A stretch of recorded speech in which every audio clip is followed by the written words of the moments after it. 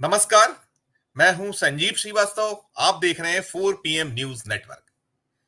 संसद में राहुल गांधी सोमवार को फिर जमकर दहाड़े।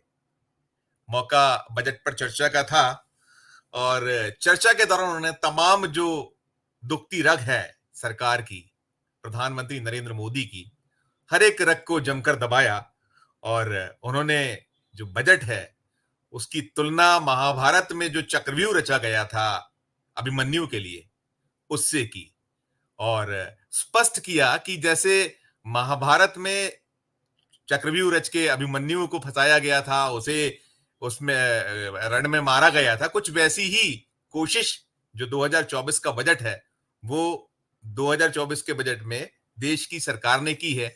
देश की जनता के लिए कुछ भी उस बजट में नहीं है और जो ठगने वाली बात है वो कहीं की गई और साफ कहा कि जनता अब जान गई है कि कौन उसका हमदर्द है और कौन उसके साथ बार बार छल कर रहा है।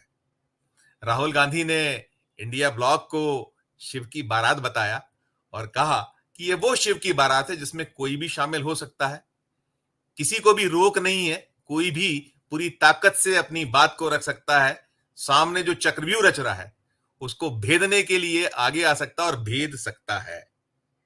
प्रधानमंत्री नरेंद्र मोदी सदन में नहीं थे, उस और ध्यान दिलाया गया तो राहुल गांधी ने अपने अंदाज में स्पष्ट किया कि अब वे कम से कम उनके अपने भाषण में यानी राहुल गांधी के भाषण के दौरान सदन में प्रधानमंत्री जी नहीं आएंगे। आज का जो नजारा था वो वैसा ही लगा जो 18वीं लोकसभा के पहले सत्र में नेता प्रतिपक्ष के तौर पर राहुल गांधी का पहला भाषण था।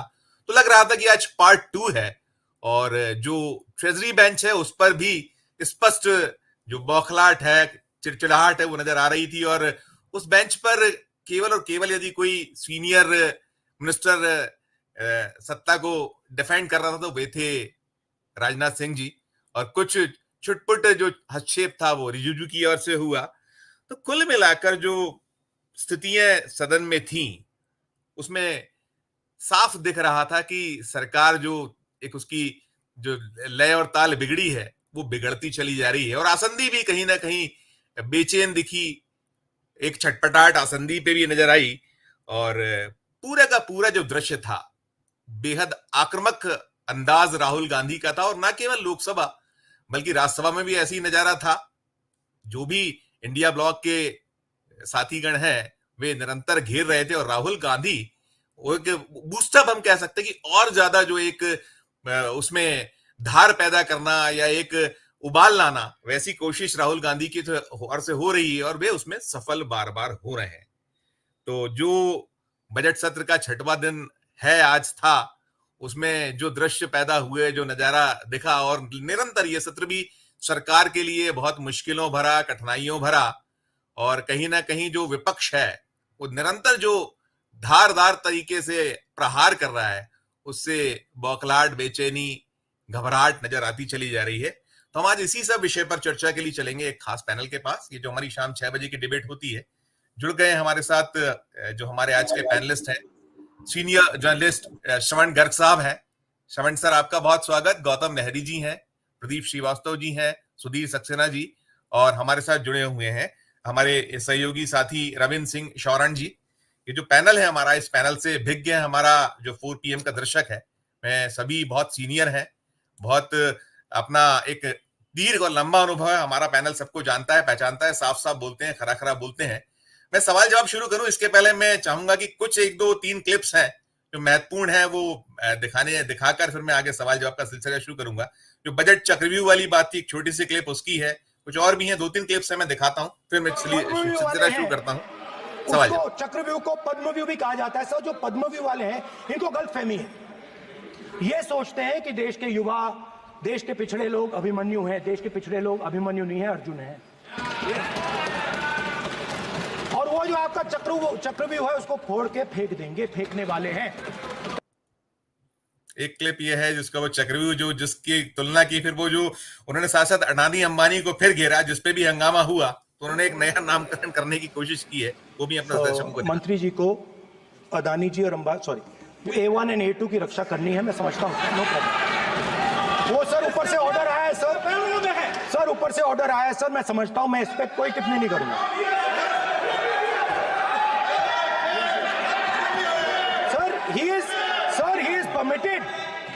Sir he is permitted to defend them sir.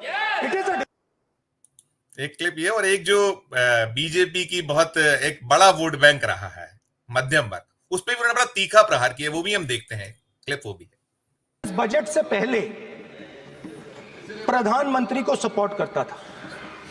जब प्रधानमंत्री ने कोविड के समय उनसे थाली बजवाई थी तो उन्होंने दबाकर थाली बजाई, धड़ धड़ धड़ धड़ धड़ थाली बजाओ बजाई। हमें अजीब लगा, मगर प्रधानमंत्री ने मिडिल क्लास को ऑर्डर दिया तो मिडिल क्लास ने थाली बजाई। उसके बाद प्रधानमंत्री ने उसी मिडिल क्लास से कहा मोबाइल फोन की लाइट जलाओ, और मोबाइल फोन की लाइट जली। मिडिल क्लास ने, पूरे हिंदुस्तान में मिडिल क्लास ने मोबाइल फोन की लाइट जला दी। अब इस बजट में आपने उसी मिडिल क्लास के एक छुरा पीठ में मारा, दूसरा छुरा छाती में, एक इधर मारा और एक इधर मारा। इंडेक्सेशन जो आपने कैंसिल की वो पीठ में छुरा था, और जो कैपिटल गेन्स टैक्स आपने बढ़ाया वो छाती में छुरा। आपने long term capital gains tax को 10% से 12.5% किया, यहां छाती मारी, यहां छुरी मारी, और शॉर्ट टर्म को 15 से 20% छुरी मारी। दुख की बात है, मगर इसमें एक, ये तो कुछ क्लिप्स थे, और साथ साथ एक सदन में एक और चीज हुई है संसद में कि जो मीडिया, उसकी हदबंदी भी की गई है, उसको लेकर भी काफी बवाल हुआ है, वो भी मसला मामला उठाया गया था। मैं श्रवण सर से शुरुआत करूंगा। श्रवण सर, जो राहुल गांधी का अंदाज है, हमने कहा पार्ट 2 कुछ नजर आया, और वो जो चक्रव्यूह की उन्होंने एक पूरी की पूरी कहानी सुनाई और बताया कि अब ये 21वीं सदी का चक्रव्यूह है और हम शिव की बारात है।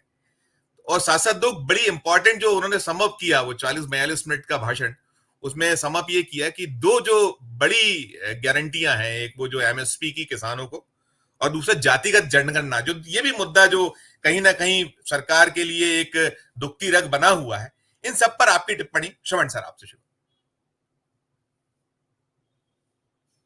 अनम्यूट कीजिएगा सर, अनम्यूट कर लीजिएगा प्लीज। बहुत ही अद्भुत भाषण था राहुल गांधी का, और जिसको कहते हैं ना कि बॉक्स ऑफिस पे एक फिल्म को अगर कामयाब करना हो तो सारा मसाला था उसमें। जी जी।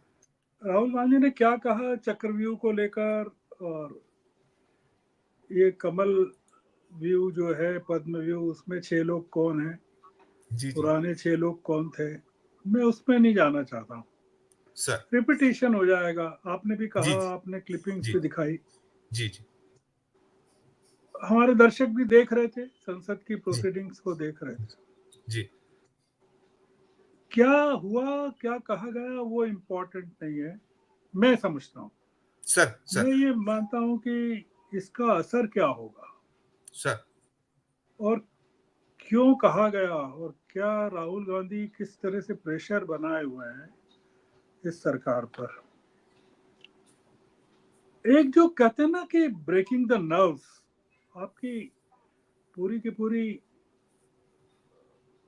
ताकत को जैसे सोख लिया हो राहुल गांधी ने।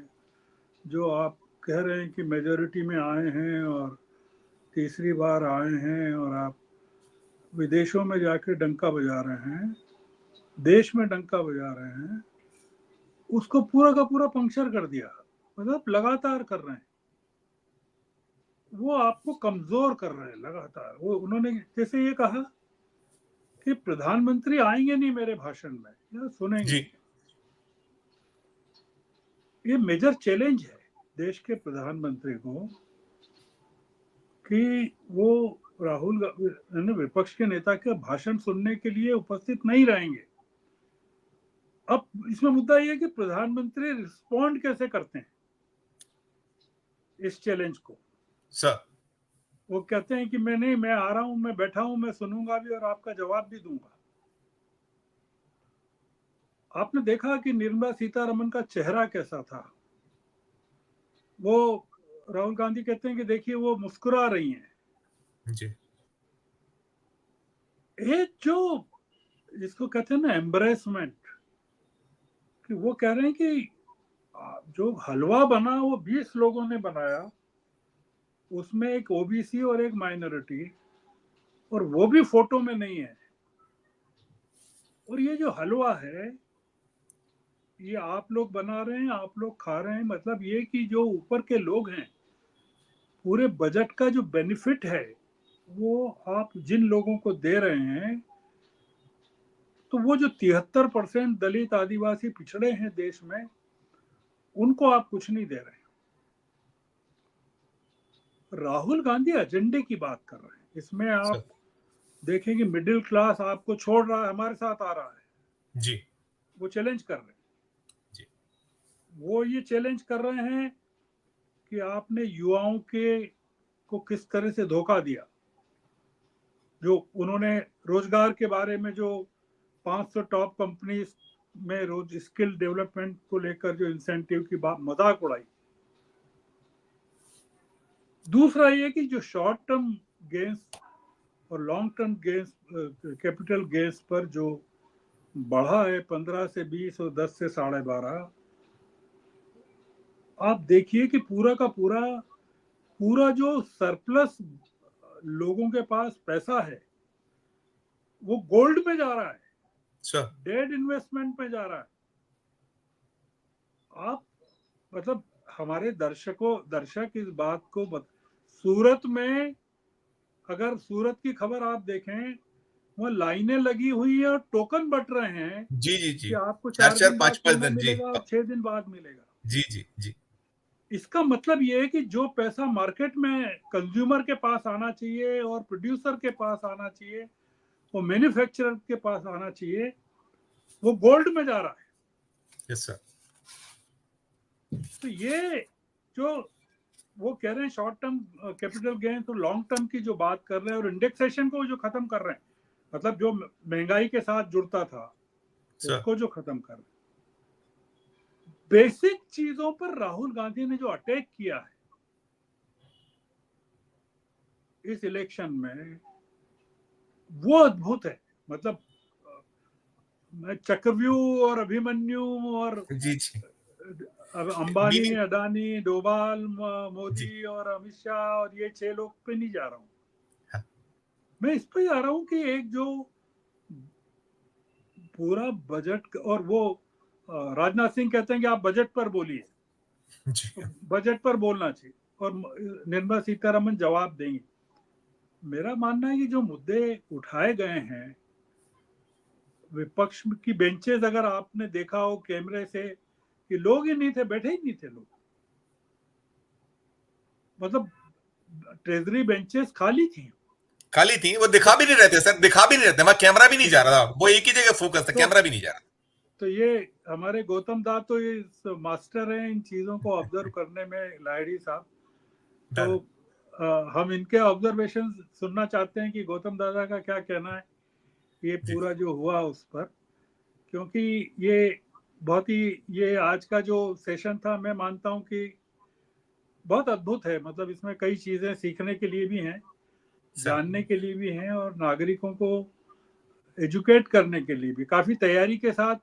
मेरा ऐसा मानना है कि वो जब कह रहे हैं कि 20 लोगों ने बजट को तैयार किया है और आप कहें तो मैं नाम बता सकता हूँ, ये सर काफी चैलेंजिंग है, बहुत जी चैलेंजिंग है ये। मतलब इस तरह से बात करना, काफी संसद में रिकॉर्ड पर बात करना, जी और टैक्स टेररिज्म की बात करना कि आपने जी किस तरह से छोटे व्यापारियों को खत्म किया है, उनको डराया है, धमकाया है।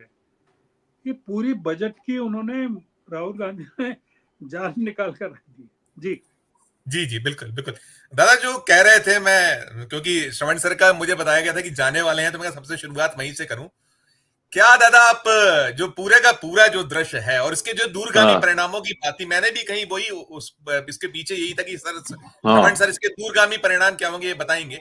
हमने कल ममता बनर्जी जी का भी देखा था जब वो नीति आयोग की बैठक से बाहर आई थी, वो भी कि वो किस तरीके से उन्हें एग्रेसिवनेस ऐसा है कि अब सरकार को सूझ नहीं पड़ रही। तो जो आज का जो बिहाइंड इसके कर्टन की जो बातें हैं वो, प्लस जो विपक्ष का जिस तरीके से एग्रेसिवनेस है वो, और ये सरकार की परेशानियां, दिक्कत है, क्या आप कहिएगा दादा दादा। देखिए, सबसे पहले तो मैं कहूँगा आज का पार्लियामेंट का दिन मीडिया के लिए एक काला दिन माना जाएगा। जी दादा। आपातकाल के समय में भी पार्लियामेंट के अंदर मीडिया का घुसने का कोई पाबंदी नहीं था। मीडिया के ऊपर हमला हुआ था, बात सही है।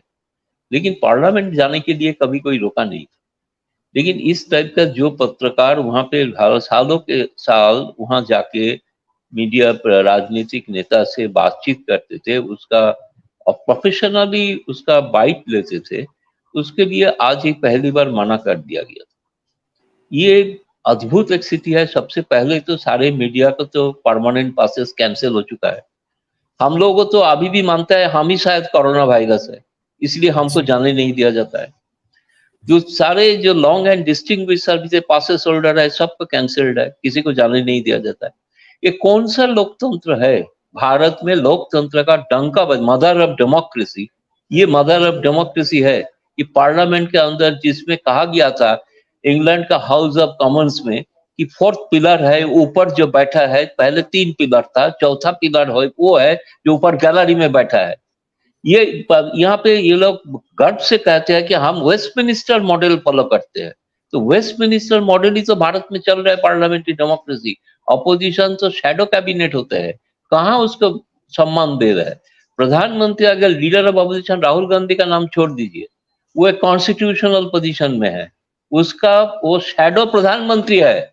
अगर वेस्टमिनिस्टर सिस्टम को मानते हैं तो शैडो प्रधानमंत्री का बात जो जो जो सिटिंग प्रधानमंत्री नहीं सुनेंगे, कौन सा लोकतंत्र बड़ा होगा? तो इसके बाद ये जो परंपरा तय हो रहा है, सारे के सारे लोकतंत्र के लिए बहुत ही एक धप्पा है। विश्व में छवि इसलिए खराब हो रहा है और कोई चिंता नहीं है कि फ्रीडम ऑफ मीडिया इंडेक्स में धीरे धीरे रोज नीचे जा रहा है। किस कारण से जा रहा है, खुद आपने कबर खोद रहा है, मुझे लग रहा है। और आपने जो मुस्लिम बात उठाया, जो भाषण आज राहुल गांधी का भाषण के दौरान भी कैमरा हटा दिया गया था, राहुल गांधी को कुछ बोलना पड़ा, स्पीकर ने लाचार अकबर नहीं कैमरा बंद नहीं हुआ है। लेकिन कैमरा सचमुच बंद हो रहा था जब राहुल गांधी कुछ फोटो दिखाना चाहते थे, जिस बजट का पहले जो हलवा होते हैं, जो हलवा में जिसके बारे में चर्चा हुई, समाज का एक बड़ा अंश उसमें उसका छवि नहीं। ये एक बड़ा सिंबॉलिक ढंग से मेरे को लगा जो राहुल गांधी का पहला भाषण जो था, दूसरे भाषण में लीडर ऑफ द अपोजिशन होने के नाते ये एक पार्लियामेंटेरियन राहुल गांधी का भाषण आज सबने सुना है। उसमें पार्लियामेंट्री विट था। अपोजिशन को घेरने के लिए उन्हें जो ट्रैप रखा था, वो ट्रैप में ट्रेजरी बेंच फंस गया। उन्होंने ट्रैप रखा था जानबूझ के, अदानी अंबानी का नाम बोलने से ही आपत्ति उठेंगे क्योंकि वो सदस्य नहीं है। लेकिन उसको राहुल गांधी के घुरा के इनका तो जिम्मेवारी है उनको प्रोटेक्ट करना, इन्हीं को ही तो हलवा बटा जा रहा है। तो ये जो इस तरीका, राजनाथ सिंह जब बोल रहे थे कि आप बजट पे करिए, तो राहुल गांधी ने तो बोल दिया कि अग्निवीर के लिए कोई पेंशन का 1 पैसा भी बजट में नहीं रखा, वो तो बजट का ही बात है। इस हाउस से उन्होंने कमिट किया कि इसी हाउस में फार्मर्स के लिए लीगल गारंटी एमएसपी अगर संभव है, ये इंडिया गठबंधन का सरकार बन जाते हैं तो वो लागू करेंगे। दूसरी बात है जो ने कहा अग्निवीर स्कीम का भी खत्म करेंगे। इसके साथ साथ बाकी जो लोगों का, जैसे उन्होंने कहा जो मिडिल क्लास को जो पीट और बुक में जो छोरी मारा, उसके लिए भी वो करेंगे कुछ। इस तरह का जो भाषण उन्होंने कहा है, मुझे लग रहा है कि ये आम जनता का भावना पार्लियामेंट्री का प्रैक्टिस से यूज करके उन्होंने किया है। बहुत ही अच्छा लोगों को समझ में आ जाता है। क्योंकि अगर को बहुत ही, निर्मला सीतारामन शायद एक्सपेक्ट कर रहे थे कि राहुल गांधी बड़ा बड़ा इकोनॉमिक जार्गन यूज करेंगे, जैसे बहुत सारे वित्त मंत्री करते हैं, पहला वित्त मंत्री रहे। ऐसे आप अगर भाषण सुनेंगे, चिदम्बरम का बयान सुनेंगे, उसको लगता है कि एक इकोनॉमिस्ट बोल रहा है। तो राहुल गांधी एक पॉलिटिशियन की तरह बात किया, लेकिन उसमें बहुत गहरा बजट का जो जिसको हम कहते हैं अंतरशास्त्र, हलो हलो नहीं शब्द बजट, जिसमें उन्हें लिखा जो नीट के बारे में उन्होंने कहा कि एजुकेशन में 2% भी एलोकेशन नहीं है, ये भी कहा है। तो ये तो बजट का ही बात हुआ ना। लेकिन जिस ढंग से उन्होंने कहा, लग रहा है कि लोगों को अजीब वो कोई मैदान में भाषण दे रहा है, ऐसे नहीं है। पार्लियामेंट्री टैक्टिस यही होना चाहिए, ताकि क्योंकि भाषण लाइव टेलीकास्ट हो रहा है, लोगों सुन रहे हैं, लोग देख रहे हैं। इसके साथ बाद में सब बहुत ही अच्छा लगा, बहुत सारा आज पॉलिटिशियन मीडिया के ऊपर जो पाबंदी लगाया गया इसके प्रतिवाद किया। स्पीकर के साथ जो मीटिंग हुई बिजनेस एडवाइजरी कमेटी, उसमें कांग्रेस का डेप्यूटी लीडर वो मुद्दा उठाया। आम आदमी पार्टी का राघव चड्ढा ने चेयरमैन को पत्र लिखा। साथ साथ मैंने देखा तृणमूल कांग्रेस का स्पोक्स पर्सन, उन्होंने भी कहा, उन्होंने उसी मीडिया का उसी हाउस में, उसी जो ग्लास हाउस में जहां पे बंद किया गया, एक तरफ का मीडिया को कैप्टिव में रखा गया, बंदी कर दिया गया, उसमें आके भी उसमें राहुल गांधी भी आके मिले। तो इसलिए मेरे को लगता है कि इस मसला को उठाना चाहिए कि ये लोकतंत्र के लिए बहुत ही खतरनाक चीज हो रहा है। अब मीडिया, जिस मीडिया आपके साथ दिया था, आप आज उस मीडिया को भी आप जाने नहीं दिए। ये तो गोदी मीडिया को सोचना चाहिए कि आप लोग जिसने सर्व किया है सरकार के लिए, आपके आज ये हुआ कि आपको आज एक कमरे में बंद कर दिया गया, ये आपके लिए शर्म की बात है। इसलिए आप आवाज उठाइए, हम तो आवाज उठाते ही है, हम तो आवाज उठाते रहेंगे। प्रेस क्लब ऑफ इंडिया की तरफ से तो बार बार आवाज उठाते हैं, लेकिन इतना दिन सारे मीडिया नहीं इकट्ठा था। थैंक गॉड कि स्पीकर साहब ने सारे मीडिया को आज यूनाइटेड कर दिया है। मुझे उम्मीद है ये यूनिटी बरकरार रहे, आगे भी इसके ऊपर प्रेशर डालते रहेंगे ताकि मीडिया को जो आजादी था वो आजादी मिलना चाहिए और मिलते रहेंगे। बिल्कुल बिल्कुल बिल्कुल, वो लोकतंत्र की बात करते हैं लेकिन लोकतंत्र का बार बार गला घोटते हैं, निकल के बार बार आता है। सुधीर सर, ये जो बात हम कर रहे हैं आज, इंडिया जो ब्लॉक है, जिसको बहुत पहले ये किया गया था कि ये तो बहुत जल्दी बिखर जाएगा, टूट जाएगा, जब इलेक्शन का दौर शुरू हुआ था, और शने शने जब उसने एक तो जो वहां पाया, मैं जो 240 पर रोका बीजेपी को, बाकी सब कुछ जो स्थितियां पैदा हुई, इसके बाद जो अब ये सदन में जिस तरीके के लय और ताले, और सदन के बाहर भी, मैंने दादा से पूछा था कि ममता बनर्जी ने भी, हमने देखा कि कल पहले ये इसको लेकर बड़ा एक बात उठ रही थी कि वो आ रही हैं इंडिया ब्लॉक, उसको जिस तरीके से ये गोदी मीडिया ने प्रस्तुत किया, लेकिन उन्होंने वहां अपना वो जो प्रेजेंटेशन देना था वहां वो करके, और जो अपना एक वो पूरा जो विरोध था वो बहुत अलग अंदाज में दर्ज कराने में सफल हुआ। ओवरऑल पर आपकी टिप्पणी सुधीर सर। अनम्यूट कीजिएगा, अनम्यूट कीजिएगा, अनम्यूट कर लीजिए, अनम्यूट कर लीजिए। हाँ संजीव जी, मेरी आवाज आ रही है? बिल्कुल आ रही जी। हाँ, देखिए, अभी श्रवण जी ने और गौतम जी ने कुछ बहुत उल्लेखनीय बातें कही हैं। मैं राहुल गांधी के भाषण के संदर्भ में, एक हमारे यहाँ कहावत चलती है, जो मारे सो मीर, तो जो मारे सो मीर की कहावत आज राहुल गांधी ने बजट पर अपने दूसरे भाषण में कहीं ना कहीं चरितार्थ की है, और उनकी जो तर्जे बयानी है और उनका जो लहजा है वो दर्शाता है कि वो एक परिपक्व राजनेता के तौर पर उभरे हैं और उनकी अभिव्यक्ति दिन ब दिन प्रौढ़ होती जा रही है। पप्पू की छवि से तो वो वर्षों पहले ही बाहर आ चुके थे और उनका नया अवतार हुआ, जिसमें उनकी दोनों यात्राओं का बहुत उल्लेखनीय योगदान है। और जिस तरीके से वो मिथकों का और पौराणिक आख्यानों का इस्तेमाल करते हैं, और आज उन्होंने जिस तरीके से चक्रव्यूह के बहाने और पद्म व्यूह यानी कमल के आकार का व्यूह रच के अभिमन्यु जैसे योद्धा को 6 लोगों द्वारा मिलकर मारे जाने का उल्लेख किया, उससे जाहिर है कि सत्ता पक्ष या ट्रेजरी ब्रांच को और भारतीय जनता पार्टी के समर्थकों और भक्तों को और गोदी मीडिया को मिर्ची लगना बहुत स्वाभाविक है। बहुत सारी उल्लेखनीय बातें उन्होंने कही हैं जिसको दोहराने का यहाँ कोई औचित्य नहीं होगा, लेकिन आप गौर करें कि राहुल ने जिस तरीके से उनकी दुखती रगों पे हाथ रखा है और आगे के लिए संकेत दिए हैं, चाहे वो अग्निवीर का मामला हो, चाहे वो ओल्ड पेंशन का मामला हो, चाहे वो बेरोजगारी का मामला हो, चाहे अन्य मामले हो, और हम लोग किस दिशा में धीरे धीरे आगे बढ़ रहे हैं।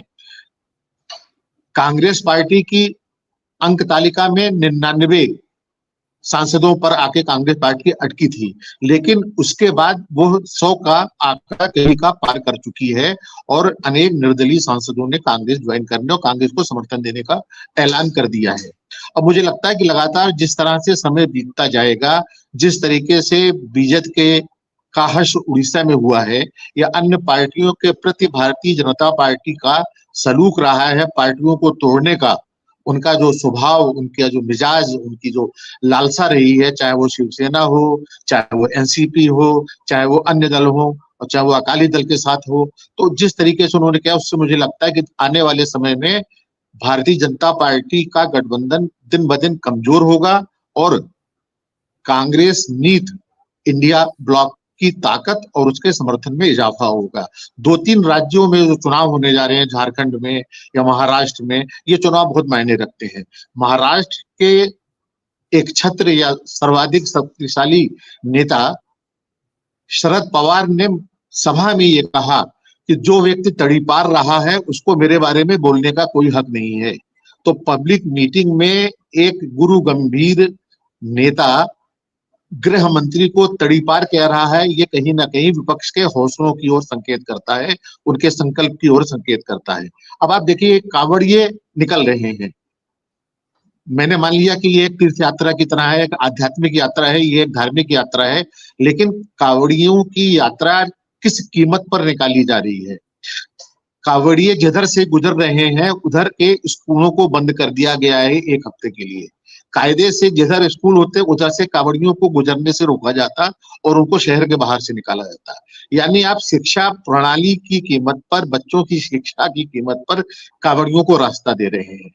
और आपने पूरी सुरक्षा बल, पुलिस और अपना तंत्र जो है कांवड़ियों की सुरक्षा और उनको सुविधाओं के ऊपर तैनात कर रखा है। आपको बाकी किसी चीज की कोई चिंता नहीं है। और ये कांवड़िए सामान्य लोगों से, पेट्रोल पंप वालों से, ऑटो वालों से और किस तरह से बदसलूकी कर रहे हैं, इससे आप अंदाज लगाइए कि आज सरकार की नजर में कांवड़ यात्रा ज्यादा महत्वपूर्ण है या जनता की सुरक्षा, सुविधाएं या अन्य चीजें। अभी ताजा बयान देखिए आप, खाप का हरियाणा से बयान आया है।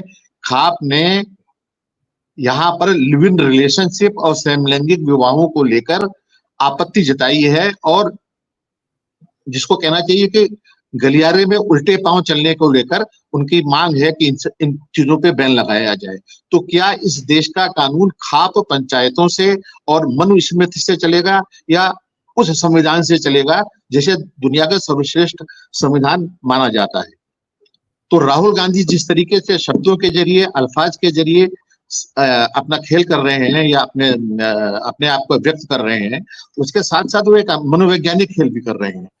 आप याद कीजिए कि भारतवर्ष के संसदीय इतिहास में कभी ऐसा नहीं हुआ है कि नेता प्रतिपक्ष को भाषण के दौरान देश के प्रधानमंत्री ने खड़े होकर टोका हो और प्रधानमंत्री के साथ अनेक महत्वपूर्ण वरिष्ठ नेता और मंत्री खड़े हो गए हो। होता ये आया है कि प्रधानमंत्री गंभीरता पूर्वक नेता प्रतिपक्ष के भाषणों को सुनता है और बाद में उसके खिलाफ उसके पिछला तो देश ने देख लिया। हाँ, ताजा जो हालात है, उसी की ताजा कड़ी है। मैं इसका उल्लेख इसलिए कर रहा हूँ, पिछली बार वो टोकते हैं और इस बार वो संसद से अनुपस्थित रहते हैं। तो उनका अनुपस्थित रहना और उनके सहयोगी मंत्रियों का, जैसा कि हमारे श्रवण भाई ने उल्लेख किया, वित्त मंत्री सीतारमण का चेहरा दर्शाता है। आप कई बातें बोलते नहीं हैं लेकिन आपके भाव भंगिमा से वो चीजें व्यक्त होती हैं। तो मंत्रिमंडल के जो लोग वहां मौजूद थे उनकी मुख मुद्रा दर्शा रही थी कि राहुल गांधी के भाषण का उन पर क्या असर हो रहा है और उनको कितनी तकलीफ हो रही है और किस तरह से वो लगा है कि जहमत गवारा वाली बात जो थी, तो वो सारी चीजें होती है। और ये मान के चलिए कि राहुल गांधी अब एक प्रौढ़ राजनेता है, एक परिपक्व राजनेता है और आने वाले समय में संसद में राहुल को सुनना और जिस तरीके से उन्होंने 2 यात्राएं निकाली हैं और सड़क पर उनकी लड़ाई लोकतंत्र के लिए अंतिम उपाय भी है, अंतिम आसरा भी है, अंतिम आशा भी है। और जैसा कि कहा मीडिया को लेकर, तो ये लोग जिन सीढ़ियों के सहारे चढ़े हैं उन्हीं सीढ़ियों को ये लोग तोड़ देना चाहते हैं, चाहे वो जनता का आंदोलन हो, चाहे धरना हो, चाहे प्रदर्शन हो। आप देखिए कि तमिलनाडु से किसान दिल्ली आ रहे थे, उनको नर्मदापुरम यानी होशंगाबाद में कल जो है गिरफ्तार कर लिया गया। तमिलनाडु के 40 किसानों को होशंगाबाद में इसलिए गिरफ्तार कर लिया गया क्योंकि वो दिल्ली प्रदर्शन करने जा रहे थे। आप देखिए कि केरल या तमिलनाडु या कर्नाटक को आपदा प्रबंधन के तहत कितनी कम, ऊंट के मुंह में जीरा बोलते हैं उतनी राशि दी जा रही है। तो ये फेडरल, ये जो संघीय व्यवस्था हमारी है उसको भी ध्वस्त करने के लिए है। और जिस तरीके से संघीय ढांचे पर लगातार एक के बाद एक हमले हो रहे हैं, उससे ये यहाँ की संघीय व्यवस्था पर भी खतरा है।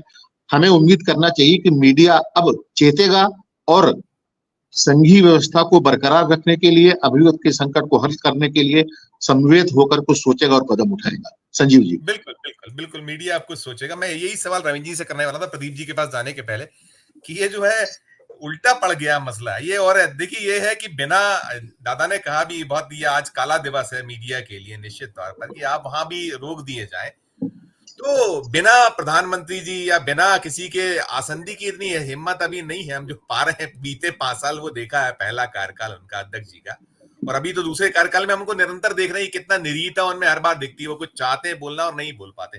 तो क्या ये विनाशकाले विपरीत बुद्धि है या कुछ, क्या इसको कैसे देखा जाए रवीन जी? ये क्या कुछ फाउल कर गई है, संसद से फाउल हो गया है और करा दिया गया है, ऐसा माना जाए रेफरी द्वारा? जी नमस्कार संजीव जी, और सभी पैनलिस्ट को भी मेरा नमस्कार। देखिए, संसद कवर करते हमको भी लंबा समय हो गया, और गौतम दा प्रदीप भाई के साथ लगातार दोनों सदनों को कार्रवाई को कवर करने का मौका मिला है। लेकिन मीडिया के साथ इस तरह का दुर्व्यवहार आज तक कभी पहले हुआ नहीं। ये जो एनक्लेव्स जिनकी बात की जा रही है कि उन एनक्लेव्स में मीडिया को वहां पर पाबंदी लगा दी गई है, ये एनक्लेव्स भी केवल 10 साल पहले आए हैं, जब मोदी सरकार आई है। जब मिनिस्ट्री ऑफ पार्लियामेंट्री अफेयर्स की जिम्मेदारी वेंकैया नायडू को दी गई थी, उन्होंने इन एनक्लेव्स का निर्माण करवाया था। ये बेसिकली शीट्स हैं जो प्लास्टिक से बनी हैं, और वहां पर एसी के साथ पानी का प्रबंध किया गया था, क्योंकि उसके पहले वो सब वहां पर नहीं था। और इसका मूल रीजन जो था यही था कि मीडिया के लोगों को पानी की बड़ी, पार्लियामेंट हाउस में आप जाएंगे सब पानी की बड़ी दिक्कत है वहां पर। आम आदमी जो बाहर से, दादा बताएंगे और डिटेल में, जो व्यक्ति बाहर से जाता है ना, उसको पानी की जगह ढूंढने में बड़ी कठिनाई होती है, क्योंकि वो इसका निर्माण इस तरह से किया गया है। वहां पे जो रहता है उसको समझ आता है पानी कहाँ पे। बाहर से जाने वाले आदमी को बहुत दिक्कत आती है ढूंढने में कि पानी है कहाँ, क्योंकि वो पुरानी स्ट्रक्चर है, पुरानी बिल्डिंग है, उस तरीके से निर्माण किया गया नहीं कि हर जगह पर प्याऊ बना दी जाए या कुछ कूलर रख दिया जाए। तो पानी के लिए और कॉफी के लिए बाहर ये डिस्पेंसर्स तब 10 साल पहले लगाए गए थे, और वो एनक्लेव का तब शुरुआत हुई थी। अब उसके बाद, लेकिन उसमें पाबंदी नहीं थी। उसका मतलब ये था कि जिस सांसद को, क्योंकि गर्मी बहुत होती है, आना है या मंत्री को बाहर आकर बाइट देना है, तो वहां पर एसी लगे हैं, वहां आकर अपनी बात वो मीडिया के साथ कर सकता है, और वो ठीक तरीके से काम कर रहा था। उसके बाद बन गई नई संसद। नई संसद में पहले हम लोग पुरानी संसद में सीढ़ियों के रास्ते सांसदों के साथ बात करते करते भीतर चले जाते थे, और संसद का बिल्कुल जो राज्यसभा या लोकसभा का जो चैम्बर है उसके गेट तक हम लोगों को जाने की परमिशन थी। उनसे बात करते थे, कई ऑफ द रिकॉर्ड बातें होती थी, वो मीडिया में छपती भी थी। अब क्या हो गया है नई संसद बनने के बाद, अब एक जो सीढ़ियां हम लोग देखते हैं जहां पर सब सांसद उतरते चढ़ते दिखाई देते हैं, उससे करीब 10 मीटर पहले एक हदबंदी कर दी गई है। ऐसे वो तार लगा दिए गए हैं, उसके आगे अब मीडिया की एंट्री नहीं, उसके पहले हमको खड़े रहना है। वहां से जो शूट कर सकते हैं करें। अगर कोई व्यक्ति सांसद वहां पर आके उस हदबंदी के बाहर आकर हमसे बात करेगा तो हम लोगों को एक्सेस है, अदरवाइज हमारा एक्सेस वहां खत्म कर दिया। पहले सीढ़ियों से अंदर तक चले जाते थे। पहली पाबंदी ये लगाई गई। दूसरी बात, जो कोरोना आया, कोरोना के बाद से लेकर आज तक मीडिया में केवल गिने चुने टेलीविजन और न्यूज़पेपर्स की एक या दो जो जर्नलिस्ट हैं उन लोगों को पास मिलता है। दो को लोकसभा में या 2 को राज्यसभा, इस तरीके से कोटा सिस्टम किया है। पहले ये जो पासेस थे, ये जो स्मॉल स्केल के जो न्यूज़पेपर्स हैं उनको भी दिया जाता था, जो एजेंसीज हैं ज्यादा उनको भी दिया जाता था, और जो स्पेशल पासेस दिए जाते थे जिनका बहुत ज्यादा रिस्पेक्टेबल काम रहा है उनको लॉन्ग एंड डिस्टिंग्विश करके, और उनको एक्सेस था सेंट्रल हॉल तक का, जहां पर सांसद और मंत्री लोग बैठ के बातचीत करते थे, चाय पीते थे। वो एक सम्मान के तौर पर उन्होंने जो पिछले लंबे समय तक काम किया है उसको सम्मान देते हुए उनको वो इस तरह का पास इशू किया जाता था, जिससे वो सेंट्रल हॉल तक का उनको एक्सेस दिया जाता। श्रवणदा को शायद वो हासिल होगा क्योंकि इनका भी लंबा करियर है। तो इस तरह से वो धीरे धीरे करके सबसे पहले वो लॉन्ग एंड डिस्टिंग्विश वाला खत्म किया गया। उसके बाद कोविड के नाम पर बाकी जो प्रेस लोगों को मिलता था वो खत्म किया गया। अब केवल गिने चुने लोगों को यह अख्तियार है, press club of India, press association और दूसरी जितनी भी जर्नलिस्ट की ऑर्गेनाइजेशन है, वो लंबे समय से लड़ाई लड़ रही हैं इसी बात को लेके कि जब कोविड की सारी रेस्ट्रिक्शंस पूरे हिंदुस्तान से लेके पूरे विश्व में खत्म हो गई है, तो केवल पार्लियामेंट हाउस तक वो महदूद क्यों है? अब क्या जरूरत पड़ गई है कि पार्लियामेंट में मीडिया से इतना ज्यादा डर है? लेकिन उसी पार्लियामेंट में जब सेशन की शुरुआत होती है और जब सेशन खत्म होता है, तो स्पीकर जिस प्रेस कॉन्फ्रेंस जब करते हैं तब वो सारी रेस्ट्रिक्शन खत्म हो जाती हैं, तब मीडिया को बुला लिया जाता है। सारा मीडिया उस वक्त आ सकता है। लेकिन जब सेशन शुरू होता है तो रिस्ट्रिक्शंस वापस लगा दी जाती हैं। तो ये एक अजीब किस्म का हदबंदी जो है मीडिया के, आपने सही बोला, वो चल रही थी। अब उसका दायरा इतना सीमित कर दिया गया कि 2 एनक्लेव्स वहां पर मीडिया के बनाए हैं, और उसके जो पहले एनक्लेव थे, उस एनक्लेव के बाहर अब कैमरा लेके जाना अलाउड ही नहीं है। कैमरा वहीं रहेगा, अगर किसी को आपसे बात करनी है तो वो वहां है। अगर इस तरह से मीडिया रवीन जी, कुल मिला के एक लाइन में कहें तो सीधी सीधी बात है कि आवाज अब ज्यादा ना जा पाए बाहर। आप इतने रिस्ट्रिक्टेड कर दिए गए कि आप पहले आप जो चलते फिरते आप पकड़ लिया करते थे, जिसकी जो स्टोरी है उस पर मिल जाया करता, उसको टोटली अब आपको बैन करना है, या उसको टोटली आप कैसे उसको दबा दिया जाए, वो एक उस तरीके की फिलहाल में एक दिखती है कि ये मन उनकी पीछे स्थिति है उसकी। जी, और इसका रीजन दिया गया है कि राहुल गांधी के साथ जो किसान आए थे उन्होंने मीडिया से बात की। अब वैसे जो विजिटर्स की गैलरी का जो पास मिलता है या पार्लियामेंट में जो एंट्री करते हैं, उसके पीछे ये लिखा रहता है कि आप मीडिया से बात नहीं करेंगे, लेकिन वो एक चेतावनी जैसा है, वो कोई रूल नहीं है। वो एक वैज्ञानिक तौर पर उनको बताया जाता है कि बातचीत ना करें तो नियम को फॉलो करना है। उसके मतलब ये कभी नहीं होता। इसके पहले भी बहुत सारे लोग आए हैं जिन्होंने मीडिया से बात की है। अब वहां पे फाइनेंस सेक्रेटरीज आते हैं, कई सारे अधिकारी आते हैं, वो लोग तो संसद के सदस्य नहीं है, लेकिन वो लोग बात करते हैं। डिफेंस के कितने ऑफिसर्स आते हैं, विदेशी मेहमान कितने आते हैं जिनके साथ बातचीत करते हैं। तो वो एक जिस तरह का वो नियम है, वो कोई ऐसा बहुत बाध्यकारी नियम नहीं है। और कई बार ऐसा सरकार की तरफ से भी दबाव होता है कि बाहर से कुछ गेस्ट आए हैं, उनके साथ बातचीत की जाए। बिल गेट्स वहां पर आते हैं, बड़े बड़े ये गूगल के मालिक वहां जो सीईओ है वो आए, सुंदर पिचाई, कितने सारे लोग आए थे जिनके साथ मीडिया ने वहां पर बातचीत की है और सरकार के कहने पर की है। लेकिन ये जो सरकार की तरफ से जो पाबंदी लगाई गई है, मुझे लगता है ये बिल्कुल this is one of the blackest day of India so far. Hindustan के मीडिया के इतिहास में सबसे काला धब्बा है ये, जो पहले से ही मीडिया इतनी ज्यादा रेस्ट्रिक्शन झेल रहा था, उसको लगभग कमर तोड़ने की कोशिश की गई है। और ये खास तौर पर तब की गई है जब मीडिया धीरे धीरे एक बार 10 साल की जो एक लंबा पीरियड था, उसके बाद अपने आप को मजबूत स्थिति में लेकर आने की कोशिश कर रहा था। और उसके बाद जिस तरह राहुल गांधी के अगर भाषण की हम लोग बात करें तो सभी वरिष्ठ जनों ने बताया है, लेकिन एक बात ये बिल्कुल स्पष्ट हो गई है कि राहुल गांधी जब से इस पद पर बैठे हैं तब से सरकार की तो हालत वाकई खराब है, लेकिन सरकार से ज्यादा हालत खराब है ओम बिड़ला की। अब ओम बिड़ला जी ना तो उनको रोक पा रहे हैं, ना उनको कोई समय सीमा में महदूद कर पा रहे हैं, और जिस तरह से वो लगातार अटैक कर रहे हैं, और ओम बिड़ला उनको नियमों में बांधने की कोशिश करते हैं लेकिन कुछ कर नहीं पा रहे। तो इससे ये साफ जाहिर है कि आने वाला जो समय होगा, और जिन जिन मुद्दों को राहुल गांधी उठा रहे हैं, वो सारे मुद्दे ऐसे हैं जो उन्होंने सड़क पर भी उठाए, और जब सड़क पर उनको कोई सरकार से जवाब नहीं मिला तो संसद में उठाया, और संसद में भी सरकार की तरफ से कोई जवाब नहीं मिल रहा। सरकार हर बात पर बैकफुट पर आती है। प्रधानमंत्री का नहीं आना इस बात को अपने आप में साबित करता है कि वो लोग कितने ज्यादा बैकफुट पर हैं। अमित शाह की हाजिरी ना होना हाउस में, ये सब चीजें जो है, और जबकि वो पार्लियामेंट में थे। ये सबसे खास बात यह है कि पार्लियामेंट के अपने चैम्बर में बैठ के सब पूरा तमाशा देखते रहते हैं कि हाउस में क्या चल रहा है। बिल्कुल, और बिल्कुल। हाउस के अंदर जाने की हिम्मत नहीं होती। जी बिल्कुल, बिल्कुल। प्रदीप सर, ये जो एक चीज और भी देखने में आ रही है, आप बीच में संपर्क टूटा था, मैं अगला प्रश्न करने जा रहा था इसके पहले, लेकिन एक खास वो लाइन चली गई थी, आज लाइन चली गई थी, वो देखा कि बिजली शायद चली गई है।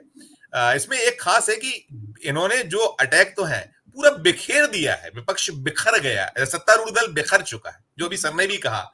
हम लोग भी देख रहे थे कि वो एक तो कैमरा नहीं जा रहा था ट्रेजरी में, और बाकी हम राज्यों में भी देख रहे हैं कि राज्य भी, अगर आप उत्तर प्रदेश देख लें और भी जो सूबे हैं, वहां से जिस तरीके की चीजें निकल कर आई कि इंडिया ब्लॉक ने बिखेर दिया है पूरा का पूरा। क्या कहिएगा आप? मैं बहुत दिन बाद मैं पूरे होशे हवास में कह रहा हूं और तमाम जिम्मेदारी से कह रहा हूं कि बहुत दिन बाद मैंने जो है पार्लियामेंट में किसी विपक्ष के नेता का इस तरह से धारदार, आक्रामक और मजेदार भाषण सुना। स्पीच देखिए, बहुत लोग अभी इंफॉर्मेटिव होता है, पॉइंट पे, आंकड़ों पे रहता है। इनके स्पीच में क्या था, जो बहुत पहले हम समाजवादियों का देखता था, वह कह लिए सुषमा स्वराज का, या जॉर्ज बोलते थे, या चंद्रशेखर, ये सबका, या सीपीआई के नेता थे जो गृह मंत्री थे, इंजीत गुप्ता। इन लोग के भाषण में मतलब जो एक विट होता था, एक व्यंग होता था, उपमा भी जो होती थी, जो लोग उपमा भी देते थे, वो पॉलिटिकल उपमा होती थी। और कुल मिला के ये भाषण एकदम पॉलिटिकल था, इतना पॉलिटिकल था, इतना धारदार था कि पहली बार मैंने ये भी देखा कि सत्ता बेंच किसी विपक्ष नेता के भाषण पे हल्ला हंगामा कर रहा है। जनरली जो है विपक्ष हंगामा करता है, सरकार का पक्ष का जो सरकारी पक्ष का सांसद होता है, ट्रेजरी बेंच पे होता है, उसकी ड्यूटी रहती है कि संसद ठीक से चले, सुचारू पूर्वक चले। यहाँ तक संसदीय कार्य मंत्री भी परंपरा और नियम को तोड़ के जो बार बार खड़े हो जा रहे थे। यहाँ तक कि उसका जो साफ दिखाई देता, सारी जनता ने देखा होगा कि स्पीकर फंस गए थे कई बार स्पीकर के। ये कलाकारी थी उसके भाषण की, राहुल गांधी के भाषण की ये कलाकारी है। ये लय और ताल में था प्रदीप सर, लय भी थी, तालमेल के अलावा कहाँ क्या। अब हम आपको 2-3 चीज बताते हैं जो आप सबने सुना है। शिव जी की बारात और चक्रव्यूह को उन्होंने कमल से जोड़ा और बताया चक्रव्यूह में कौन मारा गया था, अभिमन्यु नहीं, हम लोग अर्जुन हैं। इन्होंने धार्मिक उपमाओं का जिस तरह इस्तेमाल किया वो गजब है। मुझे पुरानी समाजवादी नेताओं की याद आ गई और मैं कह रहा हूं कि कांग्रेस में जो 1935 से एक समाजवादी धारा थी वो वापस आ गई। शिव जी के बारे की बात, शिव जी का क्यों नाम लिया जाता है? शिव जी को माना जाता है कि सर्वहारा वर्ग के देवता है। विष्णु और दूसरे देवताओं की तरह उसके लिए बड़ा आपको नहीं करना पड़ता है। नहीं, हम उसके धार्मिक पक्ष में न जाए प्रदीप सर, धार्मिक हम ना करें, हम तो सीधे इसके राजनीति के जो नहीं आपको धार्मिक पक्ष पर जी, हम धार्मिक पक्ष पर नहीं नजर कर रहे हैं जी। ये भाषण में जो धार्मिक पक्ष आया उसका पॉलिटिकल वैल्यू क्या है वो बताइए। जी हाँ, वही मैं जी उसका पॉलिटिकल इंटरप्रिटेशन क्या है? शंकर जी की मूर्ति आपको कहीं भी दिखाई दे जाएगी, शिवलिंग, कूड़े के ढेर में भी, वहां पे भी सर्वहारा। वही राहुल ने इतना बढ़िया से कहा कि उनके पुजारी सब हैं, कोई भी इनके बारात में आ सकता है। आदिवासी, जनजाति और ये धर्म को ये जोड़ते रहे श्री राम फलाने से 40, 50, 60 साल से। और राहुल जो लगातार 2 बार शिव को ला रहे हैं, शिव की बारात और शिव की मूर्ति ला रहे हैं, उसका मतलब पॉलिटिकल है। वो समाजवादी धारा को लेके है, सर्वहारा वर्ग को लेके है। वो ऐसे नहीं है कि केवल धर्म के नाम पे चैलेंज दे रहे हैं। वो कह रहे हैं कि जैसे शिव जी के बारात में सब आ सकता है, जैसे चर्च में सब जा सकता है, जैसे मस्जिद में सब जा सकता है, उसी तरह हिंदू धर्म आप जानते नहीं हो। वो हिंदू धर्म के जो ठेकेदार थे उनको संसद में चुनौती दे रहे हैं लगातार कि हिंदू धर्म को आप जानते नहीं। इट इज पॉलिटिकल, एक्सपोज कर रहे हैं। इट इज पॉलिटिकल, क्योंकि आप हिंदू को अपना मतदाता मान के चल रहे हो, तो मतदाता पर प्रहार कर रहे हैं।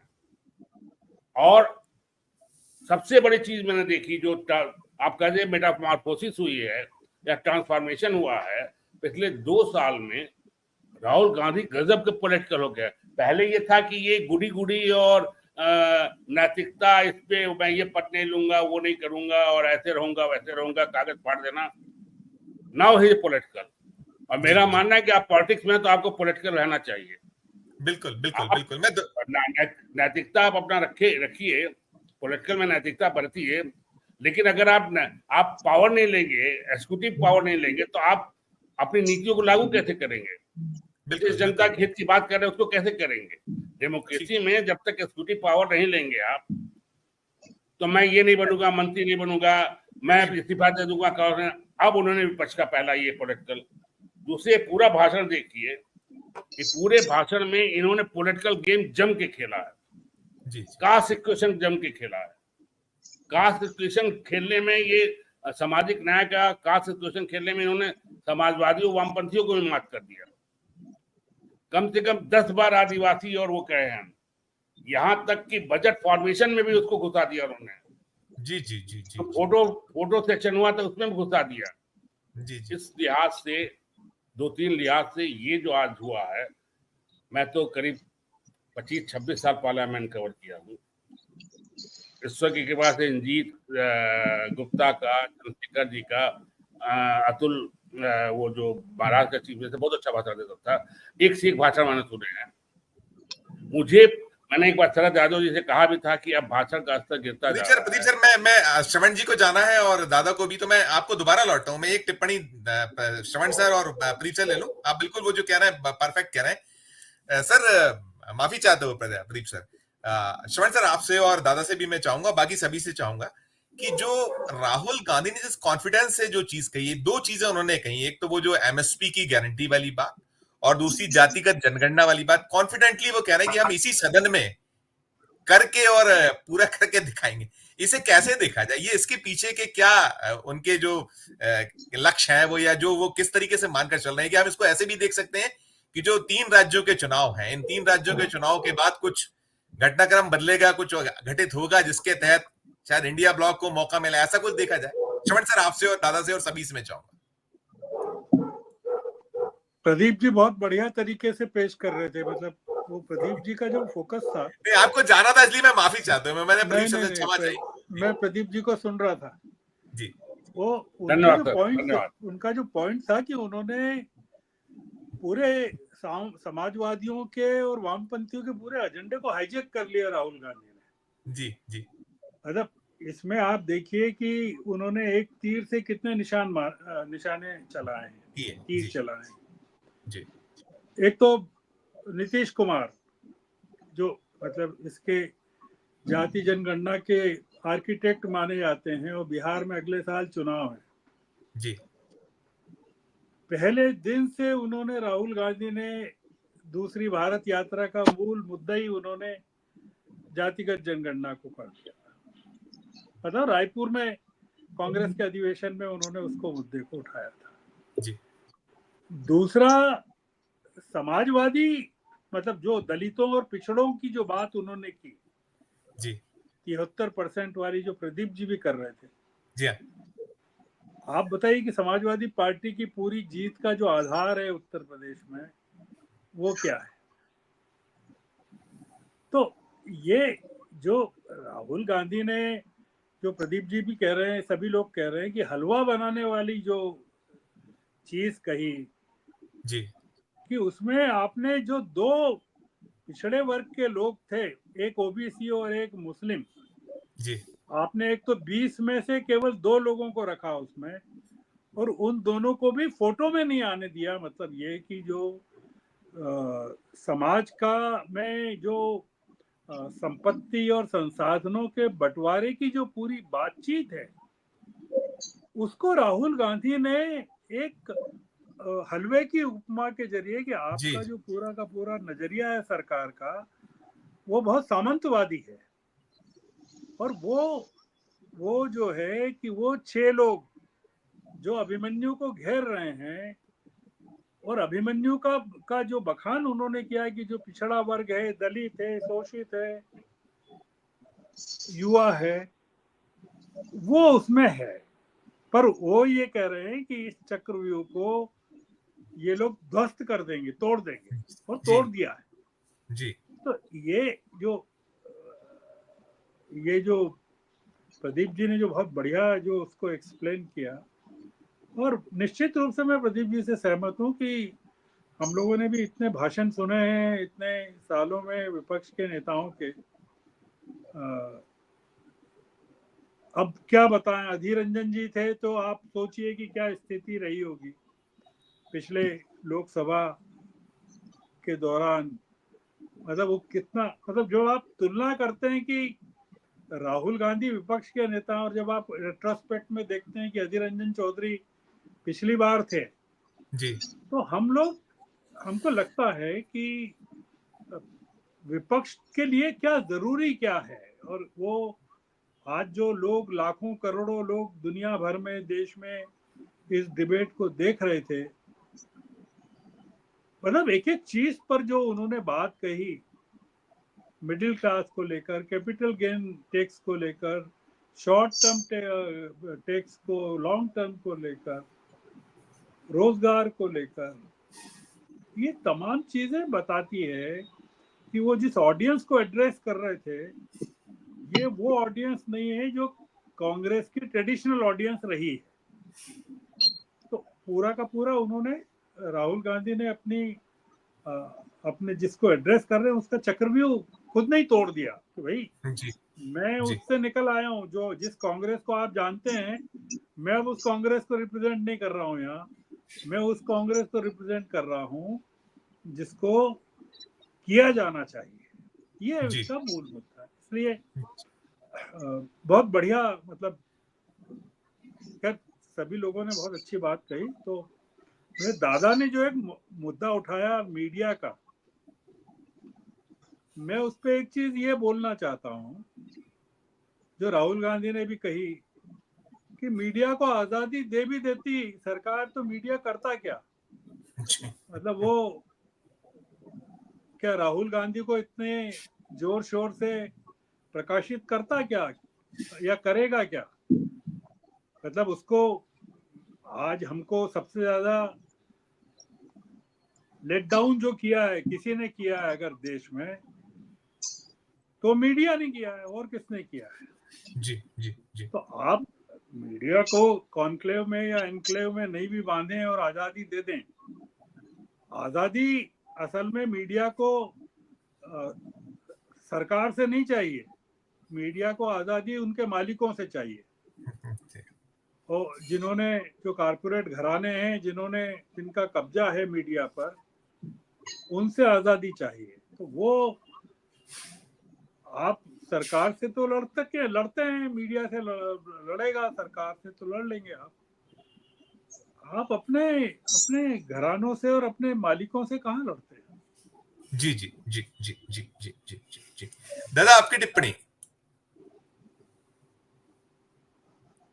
गौतम दा क्या फ्रिज में? हाँ दादा, आवाज पहुंची दादा? अनम्यूट कर लीजिए, अनम्यूट कर लीजिएगा, अनम्यूट कर लीजिएगा, अनम्यूट कर लीजिएगा, अनम्यूट कर लीजिएगा दादा। हाँ, श्रवण जी का बात आगे बढ़ाते हुए मैं यही कहूंगा कि राहुल गांधी का भाषण पे मोटे तौर पे एक ये था, एक इंडिकेशन था कि बीजेपी का जो वोट बैंक कहा जाता था, वो वोट बैंक धीरे धीरे खिसक रहा है। एक किसान खिसक रहा है, जवान खिसक रहा है, आप मिडिल क्लास भी नहीं रहेगा, उन्होंने कहा इसमें। इसलिए जो वादा उन्होंने किया, लगता है कि कुछ घटना घटने वाले है शायद जी इसी 18 पार्लियामेंट में। जी जी इसका एक उन्होंने झलक दिया। मीडिया के बारे में मैं छोटी सी बात यही कहूंगा, जो रमन जी जो कहा, सीरियसली वो एक मसला है। कॉर्पोरेट मीडिया कॉर्पोरेट के हाथ में, इसके लिए एक बहुत लंबा बहस होना है, वो अलग इशू है। उसमें हम लोग भी कुछ काम किया है प्रेस क्लब की तरफ से, वो हम बाद में बताएंगे। कुछ हम सुधारने का कुछ काम कर रहा है, चल रहा है, बाकी सब मीडिया संगठन के साथ मिलके। लेकिन बाकी जो है, जो मीडिया का जो नॉर्मल एक्सेस, ये क्यों बंद होगा? पहले तो सरकार अपने आप ठीक करे, वो कॉर्पोरेट नहीं दे रहा है, और ठीक है, मान रहा हूं। सरकार तो जिस जगह पे मीडिया का जाना आना था, वो क्यों बंद होगा? वो तो बड़ा बंद सवाल नहीं होना चाहिए ना। इसलिए ये हम मजबूर होके, पुराना हमारा जितना प्रेडिसेसर था, उन्होंने भी लड़ाई किया था, बात हम भी उसको जारी रखेंगे, आगे भी लड़ेंगे। पहले तो सरकार का जवाबदेही हम मांगेंगे, उसके बाद तो निश्चित तौर पे कॉर्पोरेट के साथ भी करना है, ये छोड़ना नहीं है। इसी बात बोलते हुए बहुत बहुत धन्यवाद आप लोगों को, सबको नमस्कार। प्रदीप जी भी बहुत अच्छे बोल रहे थे, मानना ही पड़ेगा। समन जी भी एडिटर, क्षमा चाहता हूं, मैंने हाथ जोड़ते हुए यही क्षमा चाही थी कि मैं बीच में आपको इंटरप्ट कर रहा हूं, बहुत क्षमा कीजिएगा। नहीं, श्रवण जी का सर्टिफिकेट मिल गया तो ये तो और क्या चाहिए, मतलब सबसे अच्छी बात उन्होंने कर दिया। Thank you. आप तो दोगे नहीं, आप तो सर्टिफिकेट दोगे नहीं। जी सुधीर दा, आपकी एक टिप्पणी छोटी सी, फिर मैं प्रदीप दा के पास और फिर अंत में वहां जाऊंगा। जी बहुत छोटी। जी देखिए संजीव जी, मैं अगर फिल्मों की बात से के संदर्भ में बात करूं तो ये होता है कि फिल्मों की पटकथा कितनी भी अच्छी हो, लेकिन उसकी कामयाबी में डायलॉगों का बड़ा महत्व होता है सर। तो राहुल गांधी ने जिस तरीके से अपनी बातें कही हैं, तो मुझे लगता है कि वो अगर पौराणिक मिथक का सहारा लें तो वो शर संधान में निपुण हो गए हैं। कब कहाँ कैसी चोट करनी है, ये उनको बखूबी मालूम है। और जिस तरीके से उन्होंने सरकार के पांवों के तले, पांवों के नीचे से जमीन खींची है, या दरी या कारपेट खींचा है, तो वाकई जो है काबिले तारीफ है। अभी उन्होंने रथ के पहियों पर प्रहार किया है। मुझे लगता है कि देर सवेर इस रथ के घोड़े भी बिदकेंगे और हम लोगों को बहुत दिलचस्प तमाशा देखने को मिलेगा। ममता बनर्जी ने जिस तरीके से महाराष्ट्र में जाकर उद्धव ठाकरे से मुलाकात की है, जिस तरह से अखिलेश यादव को कलकत्ता बुलाया है, और जिस तरीके से उन्होंने नीति आयोग की बैठक का बहिष्कार किया है, उनका भी माइक बंद किया गया है। तो जो ममता बनर्जी कहती है कि खेला होबे, तो मुझे लगता है कि महाराष्ट्र और झारखंड वहां के चुनाव के बाद खेला होबे, और इस खेला होबे में मीडिया की भूमिका क्या होगी ये मीडिया को ही तय करना होगा, क्योंकि कोई कितना भी दमन करे, कितना भी उत्पीड़न करे, मीडिया अगर आत्मनिरीक्षण करके अपने सरोकारों के तहत अभिव्यक्ति के अधिकार का सही सही उपयोग करता है, तभी वो जनता के प्रति अपनी प्रतिबद्धता को चरितार्थ कर सकेगा। अन्यथा मीडिया ने जो अपनी दुर्गति कर ली है, मोदी मीडिया ने जिस तरीके से मीडिया को कलंकित किया है, वो भारतीय पत्रकारिता के इतिहास का बहुत काला अध्याय है। संजीव जी। बिल्कुल बिल्कुल बिल्कुल। बहुत छोटी सी रवीन जी आपकी टिप्पणी पे मैं प्रदीप दा से अध्यक्षीय टिप्पणी ले लूंगा, वो उनसे समाप्त करूंगा जी। बहुत मुझे छोटी लगता है सब लोग चाहते हैं प्रदीप भाई बोले, तो मैं हाँ, अपना हाँ, समय ना बर्बाद करके प्रदीप भाई के लिए बहुत बहुत धन्यवाद है, बहुत धन्यवाद है, बहुत धन्यवाद। दादा मुझे क्षमा करिएगा, प्रदीप सर मुझे बहुत क्षमा करिएगा, मैं क्योंकि अरे दोनों ने नहीं नहीं मुझसे नहीं, कहा अरे दोनों को जाना है, रविंद्र हमारे साथ, इसलिए मुझे इंटरप्ट करना हमारे पड़ा। साथ मैं काम करके दर्शकों से भी क्षमा चाहूंगा कि मुझे वो यही निर्देश थे कि दोनों श्रवण जी को और दोनों को किसी दूसरी डिबेट में जाना है, इसलिए मैंने आपको बीच में हस्तक्षेप किया। अब आपके पास समय है, 4 मिनट है, अब आराम से। संजीव जी, मैं जो कह रहा था संजीव जी, वो आप, मैं उसकी एनालिसिस कर रहा था जो मैंने समझा है, और उसको बीच में आपने तोड़ के एक तो पत्रकारिता के साथ बहुत बड़ा अन्याय किया। मैं क्षमा मैंने क्षमा मांगी। नहीं कोई नहीं होता है, श्रवण जी का दबाव था, लेकिन हमें अच्छा लगा श्रवण जी ने उसे पकड़ लिया और दादा ने पकड़ लिया, और लोगों ने, आप लोगों ने पकड़ लिया। आप भूले नहीं, आप कनेक्ट कर लीजिए, आप कनेक्ट करके आप ले आइए, वो आप आ जाएगी। नहीं, वो एक तारतम्य था। अब मैं मीडिया पे बोलूं कि इस पे बोलूं, दोनों पे मेरे पास है। राहुल गांधी का मैं लबो-लबाब ये बता दिया, और मेरा अभी मानना है कि 2 साल तक सरकार कुछ नहीं होगा। जी जी जी। राहुल गांधी ने जो ये बात कही वो भविष्य की सरकार के लिए की, इशारा भी किया, वो भी पॉलिटिकल था। राहुल गांधी, इस समय राहुल गांधी पूरे फॉर्म में है, और जो कॉन्फिडेंस दिखाई दे रहा है, वो लग रहा है कि 25 साल की राजनीति का उनके कॉन्फिडेंस आ गया है। जिस कॉन्फिडेंस के साथ वो बोल रहे हैं, स्पीकर को जवाब दे रहे हैं, ईल्ड के सवाल पे जिस तरह उन्होंने किरण को लपेटा, रिजिजू को लपेटा, वो जो बहुत ही सीजन पॉलिटिशियन होते हैं, पार्लियामेंट्रियन होते हैं, पॉलिटिशियन नहीं, पार्लियामेंट्रियन होते हैं, उस तरह का उनका व्यवहार था। और चीजों को, नियमों को किस तरह देखना, टीवी चली गई, पता नहीं कहां से ऐसे आ गया कुछ, वो शिव जी के दरबार से आ गया, कहां से आ गया, अचानक ही आया, या वो भारत यात्रा से आया। नहीं, पढ़ना लिखना, विचारशील, ये सब ईमानदारी तो उनकी बहुत पहले से मैं देख रहा था, लेकिन ये पॉलिटिकल जो उनमें आया है, ये ट्रांसफॉर्मेशन है, मेटामॉर्फोसिस अच्छी है, देश के लिए भी अच्छी है, उनके लिए भी अच्छी है। मीडिया का जहां तक सवाल है, ये कोई नई बात नहीं है। रविंद्र जी, आपको याद होगा, हम लोग सेंट्रल हॉल, हम 14-15 साल से सेंट्रल हॉल कवर कर रहे हैं। सेंट्रल हॉल में भी जो है वो रविंद्र जी, जब इनकी सरकार आई तो केवल 2 लोग बैठे होते थे ये देखने के लिए बीजेपी का कौन नेता किस पत्रकार से बात कर रहा है, ये मुझे बताया गया। फिर एक आदमी की ओर दिखाया गया कि ये इंटेलिजेंस का आदमी है, जिसे सेंट्रल हॉल का पास दे दिया गया है, तो बिरला। सेंट्रल हॉल में बीजेपी या सरकार की तरफ से बोलने का, बोलने का नहीं, पत्रकारों से बात करने का अधिकार केवल एक आदमी के पास था, अरुण जेटली जी के पास, जब तक वो जिंदा थे, और अमित शाह के पास, और बाकी रविशंकर प्रसाद या कोई चाह के भी लोग डर के मारे नहीं बोलते थे। फिर धीरे धीरे उसे काटा गया, कंस्ट्रक्शन के नाम पर सेंट्रल हॉल से दूर रखा गया। फिर कार्ड बनाने में हमारा LND 4 साल पहले हो गया होता, 5 साल पहले हो गया, लेकिन उन्होंने आते ही LND बनाना रोक दिया, मतलब आते ही पहला काम किया कि LND का कार्ड देना रोक दिया। उसके बाद वो जो रविंद्र जी बताए, स्पॉट जो है उन्होंने बनाया सिक्योरिटी पॉइंट ऑफ व्यू से, कि सिक्योरिटी तो कैमरामैन को लिए था, केवल वो कैमरामैन के लिए केवल था, रिपोर्टर या आप अकेले पहुंच सकते थे वहां पे। ये करते करते उसके बाद आप देखिए पार्लियामेंट इसमें आया, इसमें सेंट्रल हॉल का प्रोविजन ही खत्म कर दिया। कोरोना के बाद तो एकदम पत्रकारों को खत्म कर दिया, लेकिन इस दुर्दशा के दोषी पत्रकार ही हैं।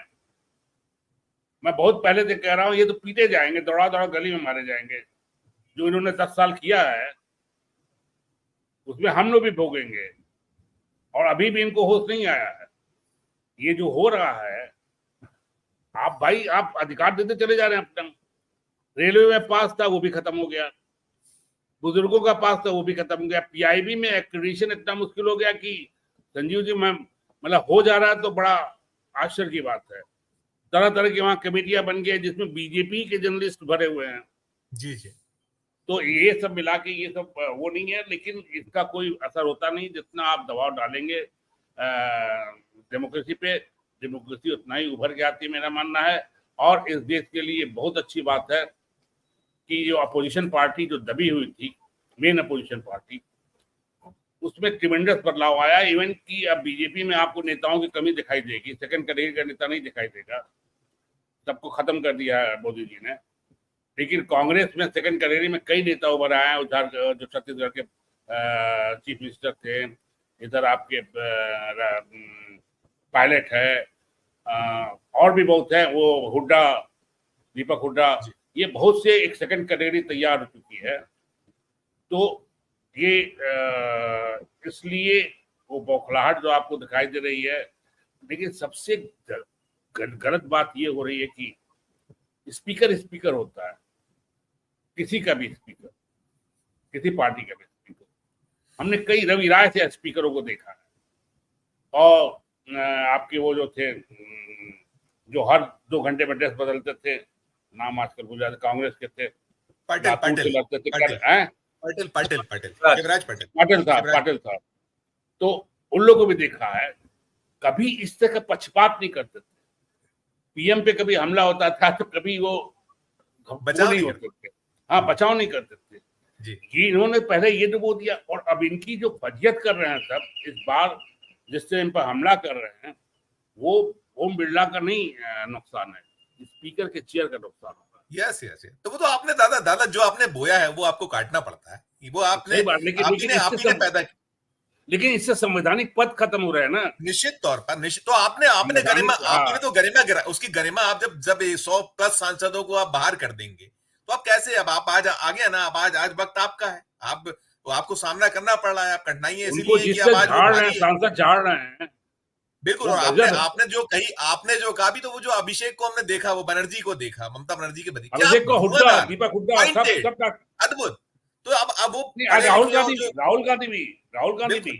राहुल गांधी तो है ही, ये तो नए, मतलब उसको जुमे 4 दिन वाली स्थिति हम कह सकते हैं कि वो उसमें, लेकिन है, अंदाज है, शानदार है। तो मैं बहुत सबका शुक्रिया अदा करूंगा, सुधीर सर का, प्रदीप सर आपका, रविंद्र जी, और हमारे साथ जुड़े श्रवण गर्ग साहब, और जुड़े हुए थे हमारे जो दादा लहरी साहब। सभी का बहुत बहुत धन्यवाद। एक अच्छी चर्चा, शानदार चर्चा के लिए, बहुत सार्थक और बेहतर चर्चा, बहुत बहुत धन्यवाद, बहुत बहुत शुक्रिया। तो ये थी हमारी आज की चर्चा। उसमें निकल कर यही आता है कि आप जो बोइएगा काटना आपको वही पड़ता है, चाहे वो सरकार हो, अभी जो मौजूदा सरकार है वो, और चाहे आसंदी। वो जो डिटोरिएशन हुआ था, वो डिटोरिएशन अब उसको सुधरने में तो वक्त लगेगा, और इस वक्त जो है विपक्ष बहुत धारदार है और बहुत एग्रेसिव है, तो वो जो अपना काम है वो कर रहा है, और वो एक संदेश देने का प्रयास कर रहा है। इस चर्चा में इतना ही। हम फिर किसी नए विषय, किसी नई चर्चा के साथ आपके समक्ष उपस्थित होंगे। हमारा अनुरोध कि हमारे चैनल को लाइक कीजिए, सब्सक्राइब कीजिए, और ज्वाइन का बटन नहीं दबाया तो ज्वाइन का बटन भी जरूर दबाइए। साथ साथ हमारे इस वीडियो के डिस्क्रिप्शन बॉक्स में जाकर कमेंट जरूर कीजिए कि ये चर्चा आपको कैसी लगी। प्यार और स्नेह बनाए रखिए, और देखते रहिए 4 PM न्यूज नेटवर्क। धन्यवाद, नमस्कार।